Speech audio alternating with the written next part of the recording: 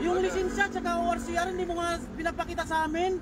Check pinakita ko lisensya, may pinakita ko RCR kompleto. Hindi mo kailangan hawakan ang hinihingi mo, sir, hawak po namin. DTI, business permit. Anong violation, sir? Excess passenger. Excess passenger, sir. Excess? Paano mag-i-excess yan? Ay, tatlo lang po kayo dapat dyan, sir. Tatlo nga, sana, sir. O, apat doon sa likod, sir. Sa likod isa. Apat sa likod. Hindi ka makalik dito. Sir, manghuli ka ng tama. Ay, tama na yung uli namin, sir. Excess passenger tayo, sir. Sige, operation niya, mamara kayo ng mamara. Ay, natural, sir. Nandito kami sa Ako harapan lang mo. pinara mo sa daming yan. Siyempre, sa harapan mo kami. Oh? Kaya dito ako, hindi ako makapara. Yeah, si boss. Oo. Pero ako, sir, ng lisensya mo, sir. Ibabalik ko kayo, promise.